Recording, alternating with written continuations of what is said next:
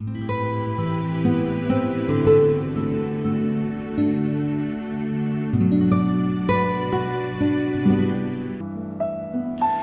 huling 7 wika sa krus ng ating Panginoon o yung expressions ay hinalaw po sa Biblia samantalang ang Panginoon ay nakapako sa krus. Traditionally, ito ay tinatawag na mga wika o salita. Ang huling 7 wika ay sinipi buhat sa 4 na canonical gospels.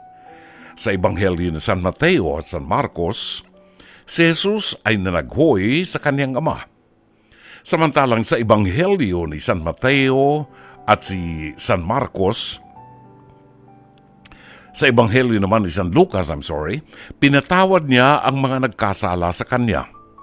Pinangakuan ng isang nagtikang magnanakaw at inihabilin niya ang kanyang kaluluwa sa kanyang ama.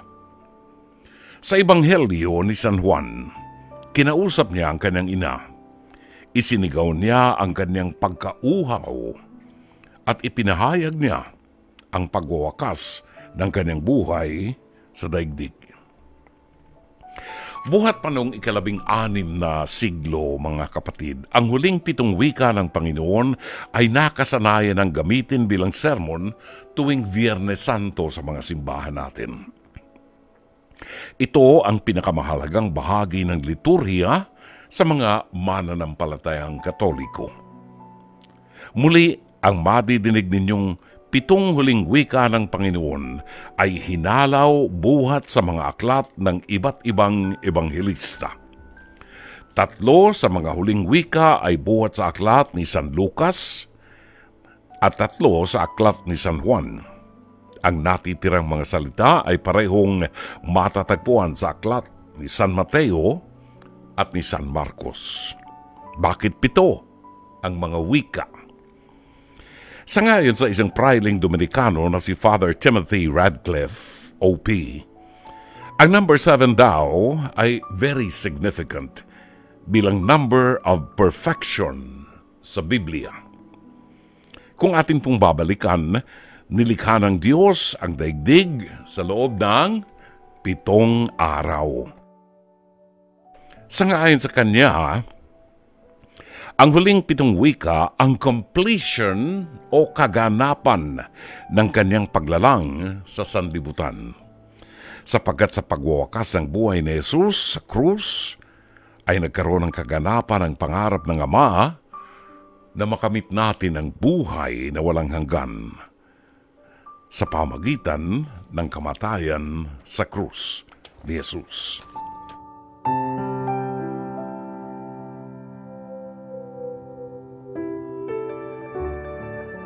Ang huling 7 wika ng Panginoon sa paghahatid ni Dr. Love sa Radyo 5 True FM. Matapos siyang pahirapan ay hinatulan siya ng kamatayan. Sugatan ang kanyang katawan.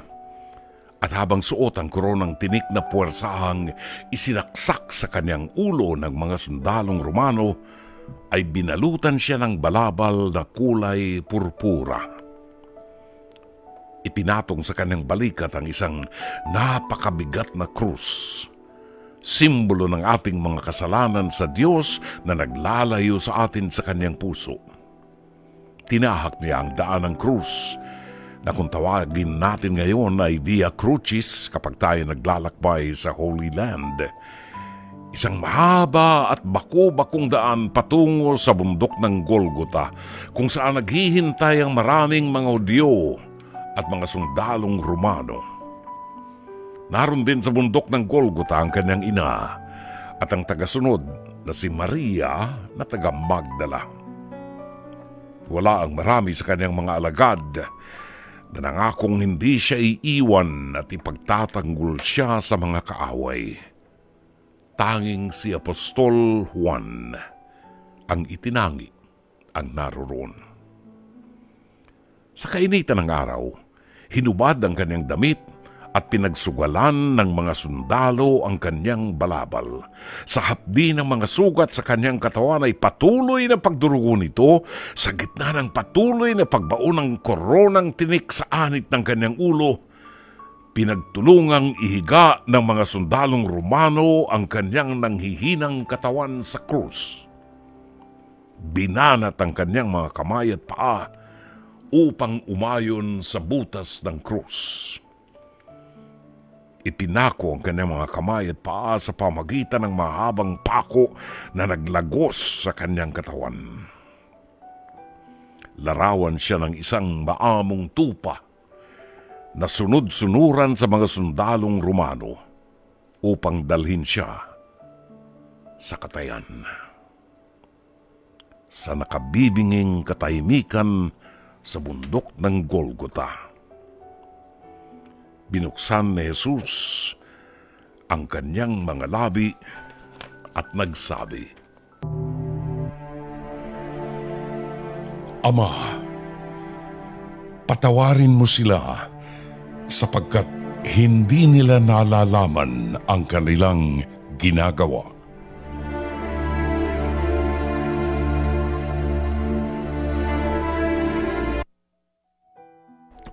Patawarin mo sila sapagkat hindi nila nalalaman ang kanilang ginagawa.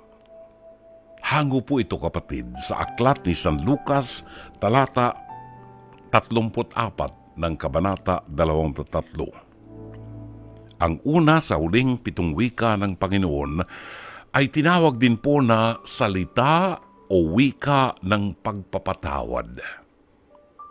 Ito di umano ay ang kanyang panalangin upang igawad ng Ama ang kapatawaran sa lahat ng may kinalaman sa kanyang paghihirap at sa lahat ng sa kanya ay nagkasala. Ipinakikita ni Jesus ang kahalagahan ng pagpapatawad sa kapwa. Kung hindi tayo nagpapatawad, nananatili sa ating puso ang galit at paghiganti. Bagay na naglalayo sa atin sa kapayapaan. Kakainin ng galit ang ating pagkatao at wala na tayong makikitang positibong bagay sa ating kapwa. Alam ni Jesus na ang mga taong naging bahagi ng kanyang paghihirap ay mga taong naging instrumento ng Diablo upang ang lahat ay ilayo sa pag-ibig ng Diyos.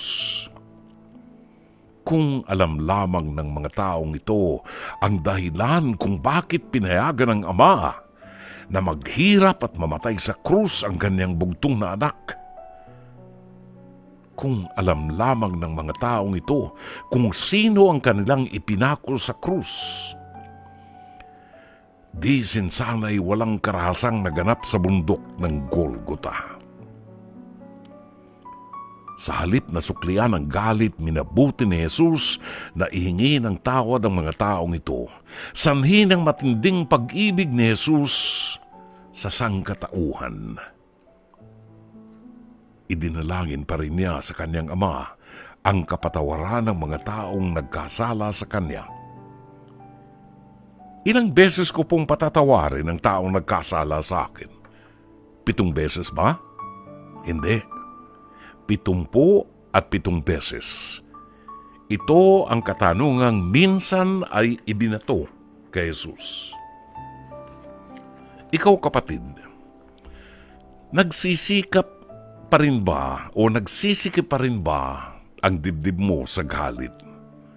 Sapagkat hindi mo pa rin kayang mapatawad ang mga taong nagkasala sa iyo. Hanggang kailan ka magdurusa, kapatid? Kung magpapatawad ka, matatanggap mo ang kalayaan at kapayapaan na ipinagkait sa iyo ng Diablo. Yakapin mo si Jesus at ang mga aral niya sa krus. Magpatawad ka.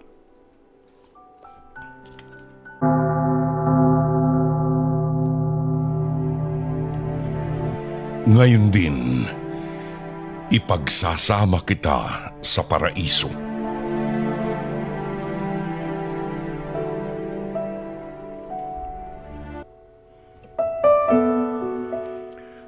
Tayo po ay nasa unang araw ng Semana Santa, Lunes Santo, at inaasahan po namin na ang mga araw na ito ay mananatiling banal para sa atin. Mga araw ng pagninilay upang makita natin ang kahalagahan ng dakilang pag-ibig ng Diyos sa sangkatauhan. Hatid sa inyo ng programang Dr. Love Radio Show ang 7 huling wika ng ating Panginoon. Ngayon din, ipagsasama kita sa paraiso. Hinango ang wikang ito sa Ebanghelyo sangayon kay San Lucas sa 23 kabanata, talata 43. Higit na kilala ang tawag na ito sa wika ng kaligtasan. The Word of Salvation. Sangayon sa Ebanghelyo ni San Lucas, ipinako si Jesus sa krus sa gitna ng 2 kilalang mga magnanakaw, sina Dismas at Hestas. Mas lalo nating kilala sa tawag na Dimas at Hestas. Si Dimas ay naniniwalang walang kasalanan si Jesus sa mga akusasyon na ipinupukol sa kanya ng mga matataas na pari. Si Dimas ay kumilala sa kanyang mga kasalanang nagawa sa lipunan at nagsabi, wala siyang kasalanan. Hindi siya marapat na parusahan ng ganito. Kami ang mga magnanakaw at masasama. Kami ang marapat na parusahan ng kamatayan. Hindi si Jesus. Lumingon si Dimas kay Jesus at nagsabi, alalahanin mo ko pagdating mo sa iyong kaharian. Tumugon si Jesus, ngayon din ipagsasama kita sa paraiso.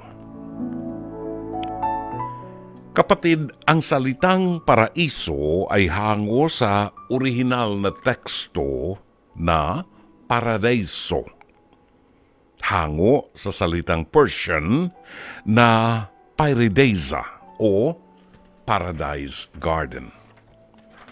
Sa ating pananampalatayang Kristiyano, pinaniniwalaan natin ang paraiso ay ang langit kung saan naroroon ang mga anghel ng Panginoon at ang mga banal. Kung saan, pagkatapos nating mamatay, ay makakasama natin ang Panginoon sa kanyang kaharian sa paraiso. Ngayon din, ipagsasama kita sa paraiso. Mga salitang nagpapahayag na tuwirang paglalakbay sa paraiso o langit na hindi na dadaan sa purgatorio o sa estado ng paglilinis ng kasalanan. Ipinangako ng Panginoon yan kay Dimas, ngayon din ipagsasama kita sa paraiso. Hindi na siya dadaan sa purgatorio. Kapatid, ang tao ay mahina, marupok, madaling natutukso sa kasalanan na naglalayo sa atin sa puso ng Diyos. Alam ni Jesus ang ating kahinaan. Ang dakilang awa sa puso ni Jesus ang nagbibigay sa atin ng pag-asa ng kaligtasan, pag-asa ng kapatawaran. Hinihintay lamang ni Jesus na aminin natin ang ating mga kasalanan, ang ating mga kahinaan. Ito ay nagpapakita ng kababaang loob sa isang taong nagtitika. Kapatid, isa ito sa mga problema ng mga taong lumalapit sa sakramento ng konfesyon. May mga taong ayaw lumapit sa sakramento ng konfesyon because of pride, ang kawalan ng kababaang loob. Bakit ako magkukumpisal sa isang pari? Hindi ba pwedeng sa Diyos na lamang? Ito'y isang sakramento na itinatag ng Panginoon na siyang dadaluyan ng mga biyaya. At ang mga pari, ang mga taong sumisimbolo kay Kristo na binigyan ng Panginoon ng karapatan na magpatawad sa ating mga kasalanan. Kapatid, sa parabulo ng alibughang anak, nakita natin ang ginawa ng isang anak na matapos makuha ang lahat ng kanyang mamanahin ay iniwan ng kanyang ama at nagpakalayo-layo at namuhay sa layaw ng daigdig. Nagpasasa sa kanyang kayamanan at nagtampisaw sa kasalanan ng daigdig. Hindi na naisip ang sakit na idinulot niya sa puso ng kanyang ama hanggang sa maubos ang lahat ng kanyang kayamanan. Noon lamang niya napagtanto ang biyaya at ligaya ng buhay kasama ng kanyang ama. Sa gitna ng kanyang pagkagutom, kahit pagkain ng baboy ay kanyang kinakain, maibsan lamang ang kanyang pagkagutom. Di tulad sa bahay ng kanyang ama na maraming pagkain at mga alipin na naglilingkod sa kanya. Naisip niya ang kanyang kaawa-awang kalagayan na hindi pinangarap ng kanyang ama para sa kanya. Nagdesisyon siyang bumalik sa kanyang ama upang humingi ng tawad. Winika niya, "Sasabihin ko sa aking ama, Ama, igawad mo sa akin ang iyong pagpapatawad. Hindi ako karapat-dapat na tawagin mong anak, subalit pinagsisisihan ko ang lahat ng aking nagawa." Lingid sa kanyang kaalaman, sa mahabang panahon ng kanyang pagkawala sa tahanan ng kanyang ama, tuwing lulubog ang araw sa hapon, nakatingin ang kanyang ama sa malayo.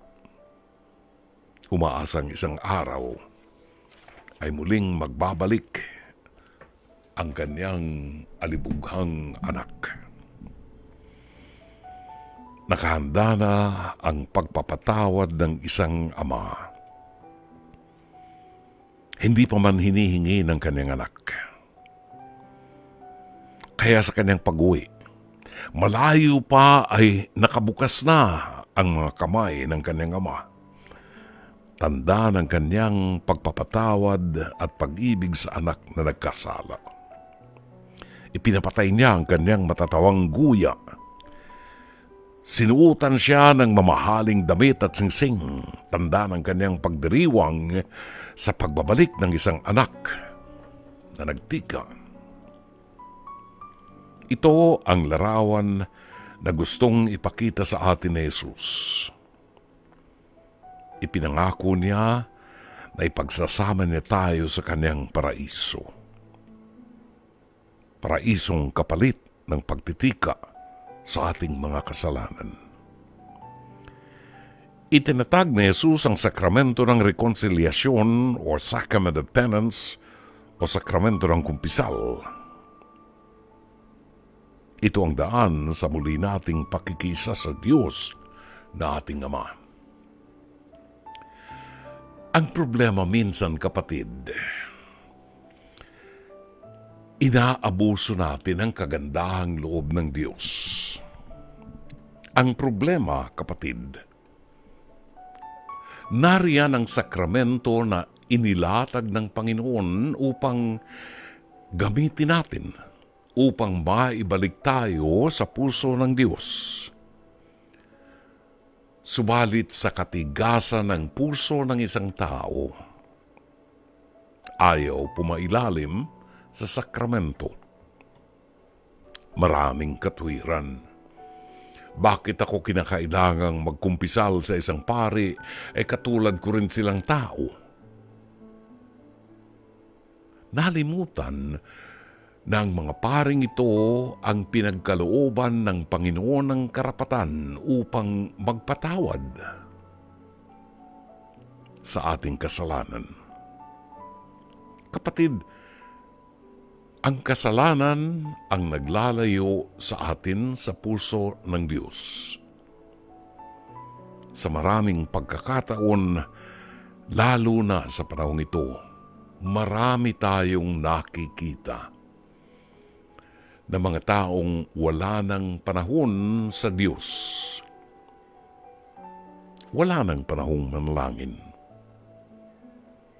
At nalilibang sa makamundong layaw. Minsan ay sinabi ni Pope John Paul II na kapag tayo raw ay namanhid na sa kasalanan, hindi na natin mararanasan ang feeling of guilt. Kapatid, kapag araw-araw ay gumagawa tayo ng kasalanan, ang ating kaluluwa ay namamanhid sa kasalanan. Wala nang feeling of guilt. And that's because wala na ang Diyos sa ating isipan. Naisip kaya natin sa panahong ito ng Kwaresma at sa panahon ng Semana Santa na muli nating ibalik ang ating pamilya sa Diyos. Naisip kaya natin na papaghariin natin ang Diyos sa ating tahanan upang makasama siya ng buong pamilya. May panahon ba tayo para manalangin kasama ng ating may bahay, kasama ng ating mga anak? May panahon ba tayo na pasalamatan man lamang ang Diyos sa kanyang mga biyayang pinagkakaloob sa atin sa araw-araw? Kapatid, sumailalim tayo sa sakramento ng kumpisal, kung saan si Jesus, sa katauhan ng mga pari, ay naghihintay sa ating pagbabalik. Ina, narito ang iyong anak. Anak, narito ang iyong ina.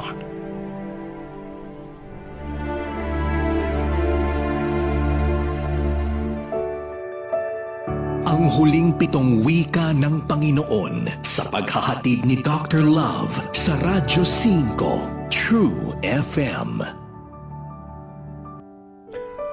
Ang ating oras ganap ng alas 10:23 ng gabi sa pagpapatuloy po ng ating pagninilay sa huling 7 wika ng ating Panginoon.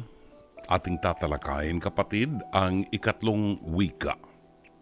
Ina, narito ang iyong anak. Narito ang iyong ina.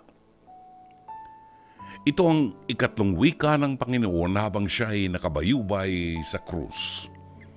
Sangayon sa Ebanghelyo ni San Juan, matatagpuan po sa 19 na kabanata, talata 26 hanggang 27.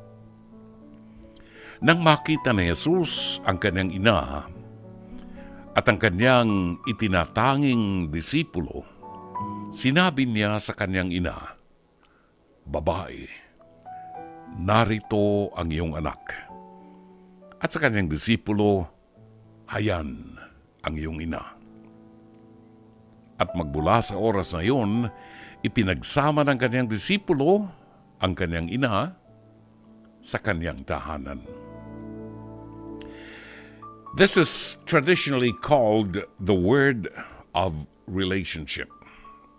Sa ikatong wika, kapatid, ay ipinagkatiwala niya ang kanyang ina sa kanyang apostol na itinangi. Ito ay si San Juan Evangelista. Punahin natin ang katagang ginamit ni Jesus para sa kanyang ina, babae. Sa salitang Griego, ang salitang babae ay nagpapahayag ng isang malalim na paggalang at paglalambing. Maaaring isipin ng ilan na ito'y pagtawag ng kawalang-galang kay Maria na kanyang ina. Subalit kung ito'y babalikan natin, ang ilang bahagi sa Biblia, pinaniniwalaan ng maraming Katolikong paham sa Biblia, ang pagtawag kay Maria ng babae ay ang pagkilala sa kanya sa babae sa aklat ng Henesis sa 3 kabanata, talata 15, at ng katagang a woman clothed with the sun sa Apokalipsis o Revelation sa 12 kabanata. Sa makatuwid, ang pagtawag kay Maria ng babae ay pagpapatunay lamang ng kadakilaan ng paggalang kay Maria bilang ikalawang Eva. Kung si Eva ang babaeng nagdulot ng kapahamakan at kasalanan at kamatayan sa sanlibutan, si Maria ang ikalawang Eva. Ang babaeng nagsilang ng taong magbibigay ng buhay na walang hanggan sa sanlibutan. Maaari din natin, kapatid, i-consider na ang pagtawag ni Jesus ng babae kay Maria ay pagpapahayag ng kanyang kapangyarihan bilang anak ng Diyos. Ang Diyos na nagtatagubilin sa isang mortal na tulad natin. Kapatid, sa 3 wika ay pinagkatiwala ni Jesus ang kanyang mga tagasunod sa pangangalaga ni Maria. Mula sa oras na iyon, ang sangkatauhan ay nagkaroon ng isang ina na mangangalaga at gagabay sa kanyang mga anak tungo sa kaligtasan at buhay na walang hanggan. Si Maria, ang ina ng anak ng Diyos, ang inang nagkaloob ng walang hanggang pagmamahal sa kanyang anak. Ipinagkaloob niya ang kanyang banal na anak sa atin na mga makasalanan. Si Maria, ang ina ng Diyos na hanggang sa ngayon ay hindi pa rin matanggap ng ilang mga di umano'y Kristiyano. Si Maria na ating tagapamagitan sa kanyang anak. Si Juan Evangelista na naroon sa paanan ng krus ay tinagubilina ni Jesus. Anak, narito ang iyong ina. Napakalaking karangalan na ipagkatiwala sa iyo ng isang taong naghihingalo ang kanyang ina. Tila baga sinasabi niya, ipinagkakatiwala ko sa iyo ang aking ina. Pangalagaan mo siya. Siya ang babaeng minahal ko na inihahabilin ko sa iyo ngayon. Siya ang iyong magiging daan tungo sa aking puso. Siya ang aakay sa inyo sa kadiliman ng buhay at sa tukso ng kalaban. Kapatid, sa mga sandaling yun at pagkatapos na si Jesus ay pumanaw, kinupkop ni Juan Evangelista si Maria at itinuring niyang tunay na ina. Sa kanyang pagkakalat ng mabuting balita, matapos na si Jesus ay mamatay, at pagkaraan ng 3 araw ay muling nabuhay. Matapos na si Jesus ay pumanik sa langit, pagkaraan ng 40 araw, ang mga apostol ng ating Panginoon ay nagtungo sa iba-ibang lugar. Si San Mateo ay napunta sa Alexandra sa Egypto. Si Saint Thomas, the Doubting Thomas, ay napunta sa gawin ng India, sa Goa, India. Si Saint John the Evangelist ay nagtungo sa Turkey, kung saan ikinalat niya ang mabuting balita at nagtatag ng mga simbahan kasama ni Maria. Si Maria ay pansamantalang nanatili sa isang bundok na kung tawagin ay Bundok Bulbul sa Turkey At doon hanggang sa ngayon ay matatagpuan natin ang kanyang tahanan na pansamantalang tinigilan niya. Kung tawagin ay The House of Mary. Sang-ayon sa kasaysayan, si Maria tuwing panahon na inaalala ang pagkamatay ng kanyang anak, ay muling nagbabalik sa Jerusalem. Sumasakay ng barko, yung mga bangka na medyo malaki. At buhat sa Turkey ay nagbabalik siya sa Ephesus actually. Buhat sa Ephesus ay nagbabalik siya sa Jerusalem. At dito ginagawa ni Maria sa Jerusalem ang mga pagninilay niya sa 14 na istasyon ng krus na kung ngayon ay tinatawag nating Via Crucis o Via Dolorosa. In other words, si Maria ang unang pilgrim na taon-taon ay nagbabalik sa Jerusalem upang muling alalahanin ng paghihirap, ang pagkamatay at ang muling pagkabuhay ng kanyang anak. Kapatid, gaano mo pinahalagahan ang relasyon mo kay Maria? Tinutupad mo ba ang tagubilin niya ng pagdarasal ng Santo Rosario araw-araw? May panahon ka ba sa mga pagninilay kasama si Maria? Diyos ko, bakit mo ako pinabayaan?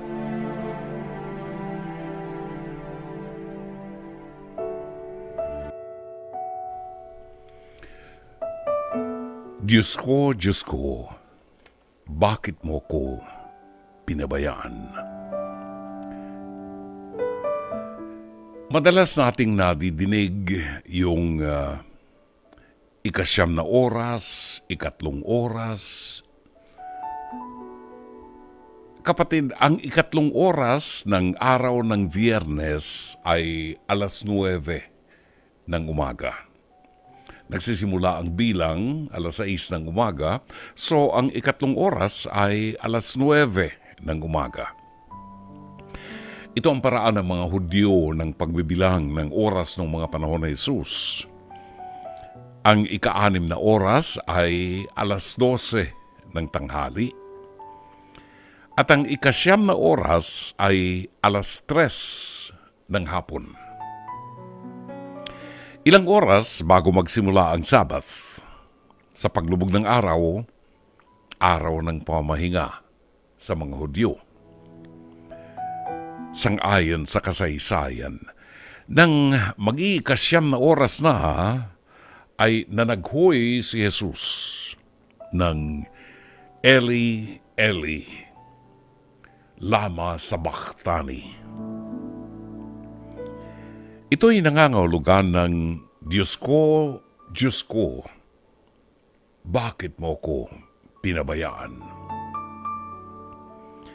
Ang mga salitang ito ay matatagpuan sa 2 ebanghelyo, sa aklat ni San Marcos at San Mateo.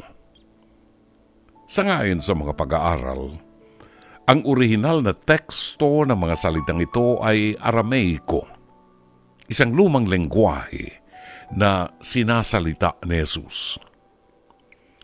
Sa ibang taong malapit sa krus noong mga sandaling yun, na nakarinig ng mga katagang ito, pinaniniwalaan nila na si Jesus ay humihingi ng tulong kay Propeta Elias o kay Eliya sa wikang Arameiko. Higit na pinaniniwalaan ng mga paham sa Biblia na ito ang bahagi sa buhay ni Jesus at ng kanyang ama. Nang talikuran ng ama ang kanyang bugtong na anak habang nakabayubay sa krus. Ito ang sandali nang kunin at pasanin ni Jesus ang kasalanan ng sanlibutan. Magmula sa kasalanan ni Adan at ni Eva hanggang kay Abraham, hanggang kay Moses, hanggang sa ating saling lahi. Ito ang sandaling mahirap unawain. Nang talikuran ng ama ang kanyang bugtong na anak, nananaghoy at nagtatanong, Diyos ko, bakit mo ko pinabayaan? Maaari bang lapitan ng isang banal ang kasalanan? Kasalanan na naglalayo sa atin sa pag-ibig at puso ng amang pinagbubuhatan ng buhay. Paano tutulungan ng ama ang kanyang anak na nagpasa ng kasalanan ng sanlibutan? Hindi maaaring lumapit ang banal sa kasalanan. Kailangang mamatay ang bugtong niyang anak upang sa kanyang kamatayan ay dalhin niya ang parusang kamatayan na dapat sana ay sa atin. Kapatid, napakahirap unawain na kung ikaw ang Diyos Ama at nasa iyo ang lahat ng kapangyarihan, kaya mong iligtas ang iyong anak sa napipintong kamatayan. Subalit kung pagninilayan natin, kapatid, hindi maaaring lapitan ng ama ang isang anak na makasalanan, bit-bit ang kasalanan ng daigdig, na ang tanging layunin sa kanyang paghihirap ay dalhin ang mga kasalanang ito at ibaon sa kamatayan sa kanyang pagkamatay sa krus.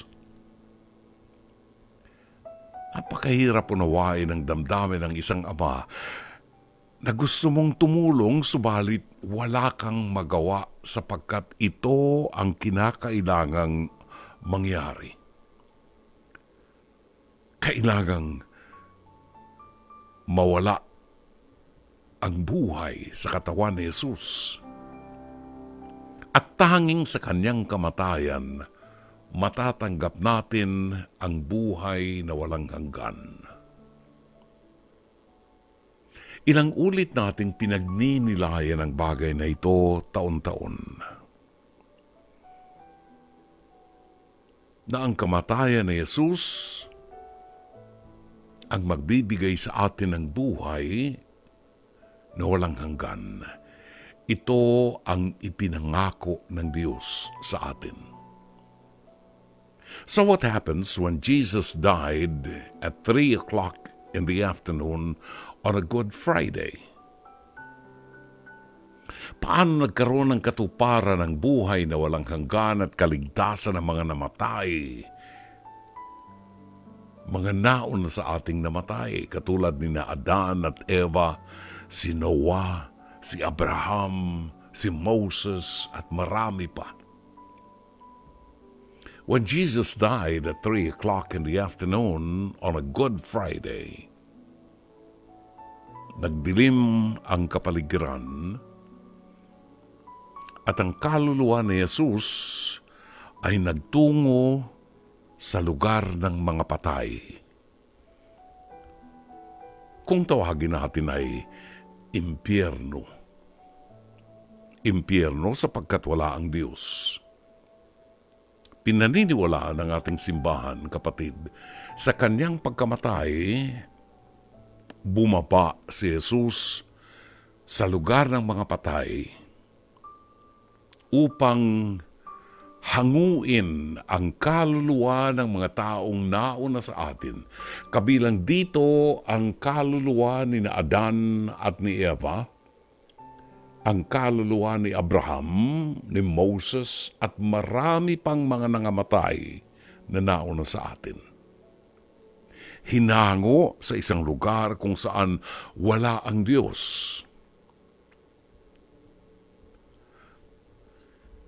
Linggo ng umaga nang muling mabuhay ang ating Panginoon. At sa kanyang muling pagkabuhay, ipinagsama niya ang lahat ng kaluluwang ito sa kalangitan. Ito ang pangako ng Diyos, ng buhay na walang hanggan. At ang kanyang pagliligtas na ginawa nung siya ay bumaba sa lugar ng mga patay, kasama rito ang mga kaluluwa ng mga mamamatay pa na nasa ating sitwasyon ngayon. Kasama niyang ililigtas kung kikilalanin lamang natin si Jesus na ating tagapagligtas at isasabuhay natin ang kanyang mga salita. Ito ang misteryo ng pagliligtas ni Jesus. Ito ang misteryo ng kanyang kamatayan at muling pagkabuhay. Kapatid, ito ay lumalarawan kay Jesus bilang tao. Tao na nakadama ng kalungkutan sa pagtalikod sa kanya ng kanyang mga kaibigan. Ipinako siya sa krus ng kanyang mga kaaway upang mamatay. Maaaring naramdaman din niya na siya'y ganap na pinabayaan ng kanyang ama.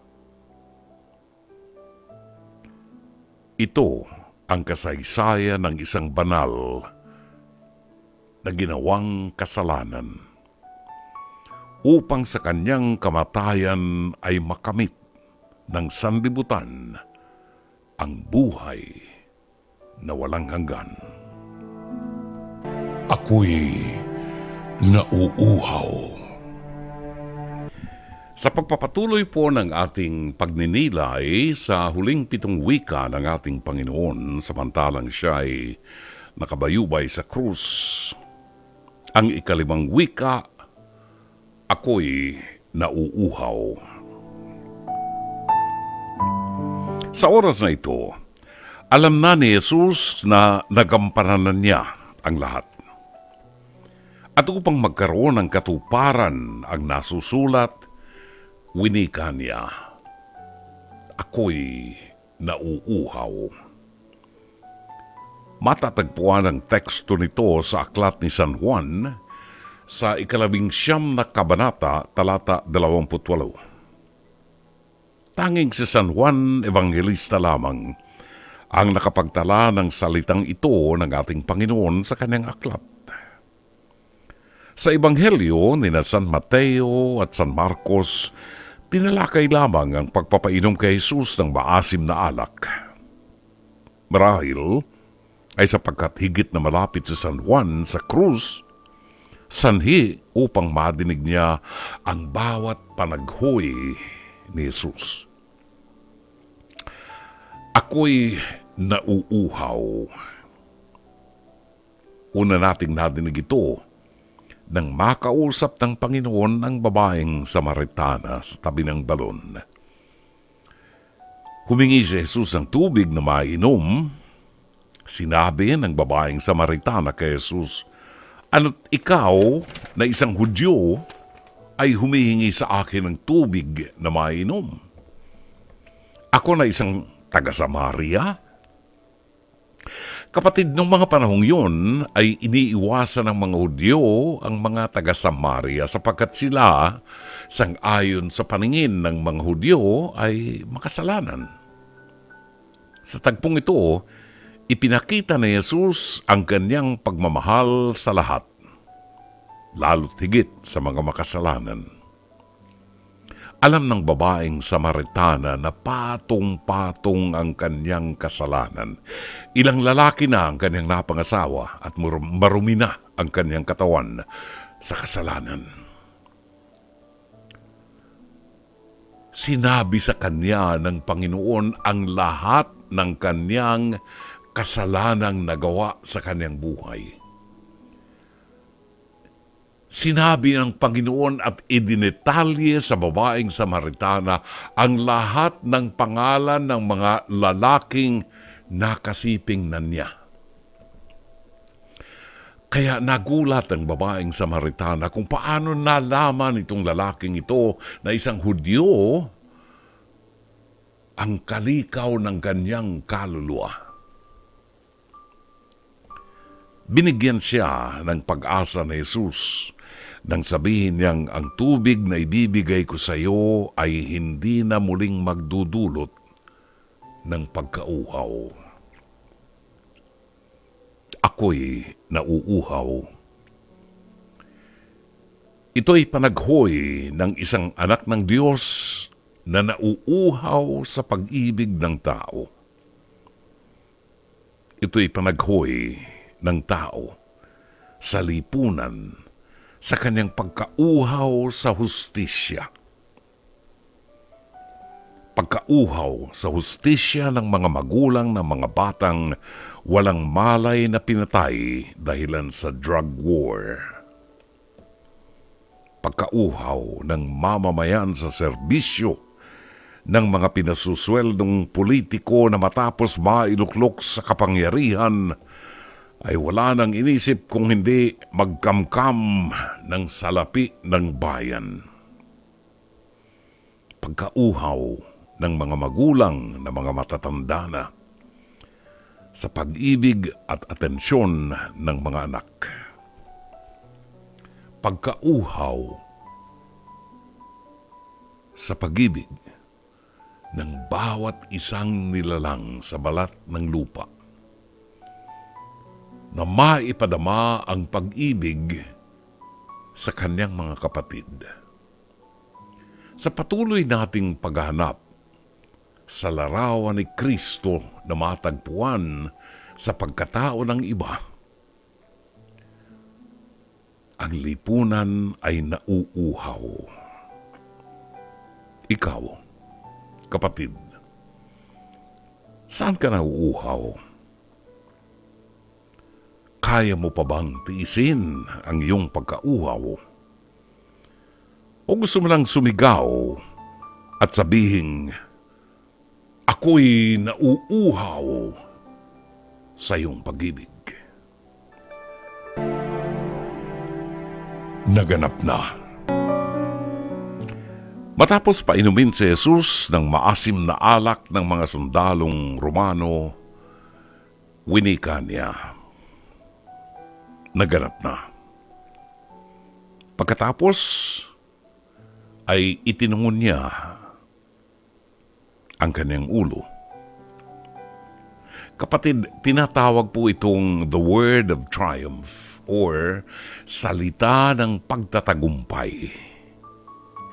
Actually, ito ang simula ng pagwawakas ng kanyang buhay sa mundo at sa pag-asa sa muling pagkabuhay. Sa salitang Griego, ito ay tetelestai. Naganap na. Natapos na. Kung ihahalin tulad sa mga negosyante, tapos na. Nabayaran na ang utang. Wala nang sisingilin, wala na tayong babayaran. Bayad na. Malinis na. Ang utang ay ang kaparusahan ng kamatayan dahilan sa kasalanan ng sanlibutan. Habang ang tao ay nagkakasala, patuloy siyang napapalayo sa puso ng Diyos. At habang tayo ay lumalayo sa Diyos, lalo tayong nababaon sa pagkakautang.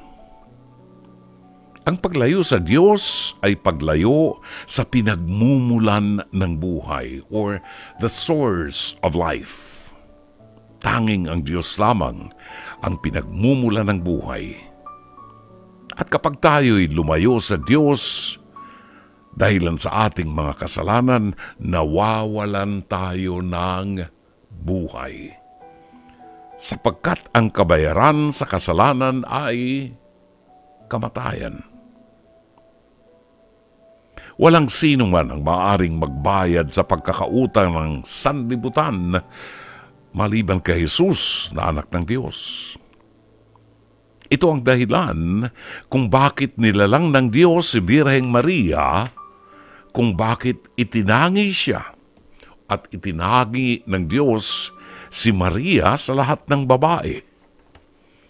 Siya na ipinaglihing walang bahid ng kasalan. Sapagkat sa sinapupunan ni Maria, mananahan sa loob ng 9 na buwan ang anak ng Diyos. Ang Espiritu ng Diyos na magkakatawang tao sa sinapupunan ng isang babaeng itinangi ng Diyos na walang bahid ng kasalanan. Si Maria ang unang tabernakulo. Sa kanyang sinapupunang walang bahid ng kasalanan, nanahan si Jesus ng 9 na buwan. Hanggang sa siya ay iluwal sa Bethlehem. Si Jesus, kung tawagin natin mga kapatid, ay tinapay ng buhay. Tinapay ng buhay, the bread of life. At sa matagal na panahon na pagtungo ng inyong lingkod sa Holy Land at pagdadala ng mga pilgrims na Pilipino, minsan ay pumasok sa isipan ko na itanong sa isang tour guide, anong ibig sabihin ng Bethlehem sapagkat si Maria at si Jose ay taga Nazareth. At dahilan sa census na ginagawa nung panahon na yun, kagampan si Maria, nagtungo sila sa Bethlehem. At doon sa Bethlehem, sumakit ang tiyan ni Maria at isinilang sa isang sabsaban ang anak ng Diyos, si Jesus. Ano ang ibig sabihin ng Bethlehem? Alam po ba ninyo, kapatid, kung ano ang ibig sabihin ng Bethlehem? Ang bahay o tahanan ng tinapay. Bethlehem.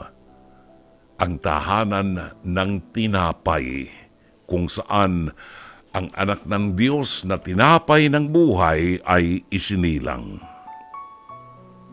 Kapatid, kailangang magkatawang tao ang anak ng Diyos na Espiritu upang sa kanyang kamatayan magkaroon ng katuparan ng pangarap ng Ama na ipagkaloob ang buhay na walang hanggan sa sanlibutan.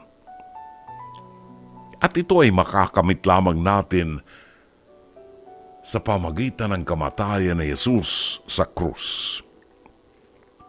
Sa Ebanghelyo, sang-ayon kay San Juan sa Kabanata 3, talata 16, sinasabing, "For God so loved the world that He gave His only begotten Son, that whoever believes in Him shall not perish, but will have everlasting life."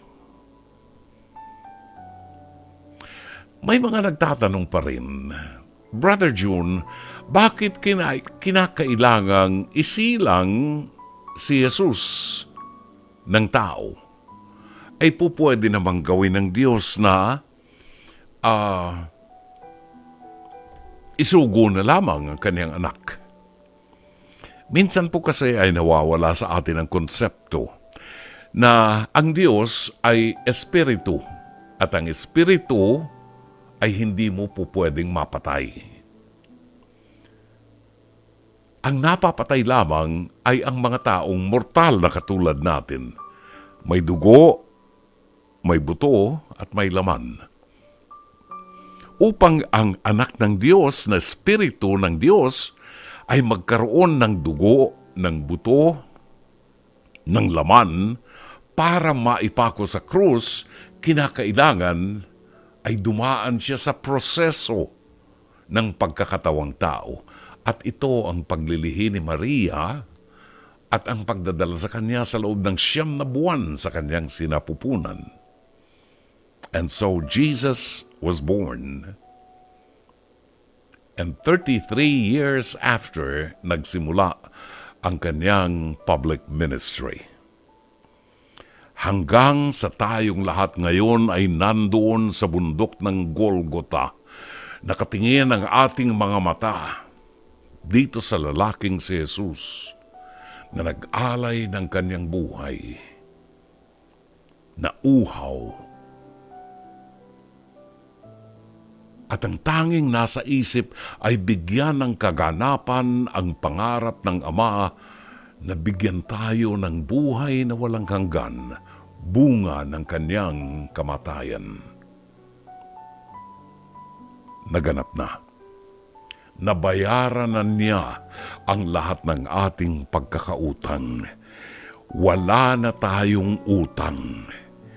Ito na ang kaganapan sa ipinangakong kaligtasan ng Ama. Natapos na ni Jesus ang kanyang misyon. Ang ialay ang kanyang buhay para sa ating kaligtasan. Kapatid, bayad na ang ating pagkakautang. Ama, sa iyong mga kamay, aking iniahabilin ang aking kaluluwa. Ang ikapitong wika. Ama, sa iyong mga kamay, iniahabilin ko ang aking kaluluwa. Sangayon kay San Lucas sa kanyang aklat, ika-23 kabanata, talata 46. Matapos sumigaw si Jesus sa malakas na tinig, naganap na. Itinungon niya ang kanyang ulo at winika, Ama, sa iyong mga kamay, inihahabilin ko ang aking kaluluwa. Ipinakita na Jesus sa atin na bagamat dumadaan tayo sa mga pagsubok ng buhay, huwag tayong panghinaan ng loob sapagkat kasama natin ang Diyos. Ano man ang ating pagdaanan sa buhay na ito, sa wakas ng ating buhay ay naroon ng Diyos na naghihintay sa atin upang makasama niya sa kanyang kaharian. Kailangan lamang ang isang taos-pusong pagtitika sa ating mga kasalanan. Sana'y mabigyan tayo ng pagkakataon na masambit ang mga salitang ito bago tayo malagutan ng hininga. Sana ay nagampanan natin ang ating misyon ng pagkakalat ng mabuting balita sa ating buhay. Sana ay natagpuan ng ibang tao ang larawan ni Jesus sa ating pagkatao. Sana. Sa panahong ito ng Semana Santa, matagpuan sana natin sa ating buhay ang kapayapaan, bunga ng isang malalim na pagninilay. Makita sana natin ang tunay na kahulugan ng pagpapakasakit ni Jesus upang makamit natin ang buhay na walang hanggan. Sana, kapatid, makita natin ang dakilang paghihirap ni Jesus sa gitna ng kadiliman matapos na itungon niya ang kanyang ulo at mamatay. Sa gitna ng kawalan ng presensya ng Diyos sa mga nagaganap sa daigdig. Sana'y magkasama tayo na umasa at asamin ang muling pagkabuhay ni Jesus. Higit sa lahat, maunawa natin sana ang dakilang pag-ibig ng Ama na bagamat tayo ay batbat ng kasalanan, naghihintay pa rin siya sa ating pagbabalik. Naway, muli nating yakapin ang krus. Naway, sama-sama tayong lumapit sa paanan ng krus at ihingi ng tawad ang lahat ng ating mga pagkakasala at kahinaan. Nawa sa pagkamatay ni Jesus sa krus, kasamang mamatay ang dati nating pagkatao, at sa kanyang muling pagkabuhay, umusbong nawa ang isang bagong tao sa atin. Samantalahin natin ang pagkakataong ito na ituwid ang ating buhay. Bago, mahuli ang lahat. Ang huling 7 wika ng Panginoon sa paghahatid ni Dr. Love sa Radyo 5 True FM.